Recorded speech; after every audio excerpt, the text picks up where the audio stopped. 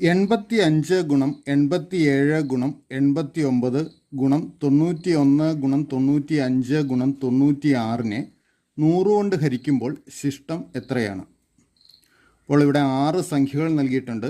ഈ സംഖ്യകളുടെ ഗുണനഫലത്തിനെ 100 കൊണ്ട് ഹരിക്കുമ്പോൾ ശിഷ്ടം എത്രയെന്ന് കണ്ടുപിടിക്കണം.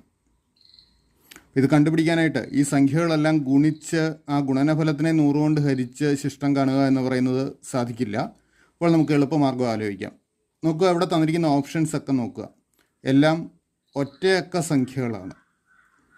അപ്പോൾ ഒറ്റയക്ക സംഖ്യകൾ ശിഷ്ടമായി വരുന്നതുകൊണ്ട് ഈ സംഖ്യകളുടെ ഗുണനഫലത്തിൻ്റെ ഒറ്റയുടെ സ്ഥാനത്തെ അക്കമാണ് ശിഷ്ടമായി വരുന്നത് എന്ന് കരുതാം. അപ്പോൾ ആ ഒറ്റയുടെ സ്ഥാനത്തെ അക്കം കണ്ടുപിടിച്ചാൽ മതി. അതിനായിട്ട് ഈ സംഖ്യകളുടെ ഒറ്റയുടെ സ്ഥാനത്ത് വരുന്ന അക്കം അല്ലെ യൂണിറ്റ് പ്ലേസിലെ അക്കങ്ങൾ ഗുണിച്ചെടുത്ത് നമുക്ക് ഇതിൻ്റെ ഒറ്റയുടെ സ്ഥാനത്തെ ഗുണനഫലത്തിലെ ഒറ്റയുടെ സ്ഥാനത്തെ അക്കം ഏതെന്ന് കണ്ടുപിടിക്കാം. അതായത് ഒറ്റയുടെ സ്ഥാനത്തെ അക്കങ്ങൾ മാത്രം എടുത്ത് ഗുണിക്കുമ്പോൾ 5 ഗുണം 7 ഗുണം 9 ഗുണം 1 ഗുണം 5 ഗുണം 6 ഇങ്ങനെ വരും. ഇതെല്ലാം കൂടെ ഗുണിച്ച് കാണണം. അപ്പോൾ ഇവിടെ ശ്രദ്ധിക്കേണ്ട ഒരു കാര്യം നോക്കുക, 5 ഗുണം 6 5 ഗുണം 6 എത്രയാണ്? 30ആണ്. അപ്പോൾ ഈ സംഖ്യകളുടെ ഗുണനഫലം എന്തു തന്നെയായാലും അതിനെ 30 കൊണ്ട് ഗുണിക്കുമ്പോൾ 30 10ൻ്റെ ഗുണിതമാണല്ലോ.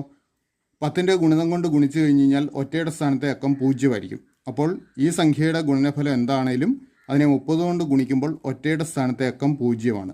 അപ്പോൾ ഒറ്റയുടെ സ്ഥാനത്തെ അക്കമാണ് ശിഷ്ടമായി വരിക. അതുകൊണ്ട് ശിഷ്ടം 0 ആയിരിക്കും. ശരി ഉത്തരം ഓപ്ഷൻ എ.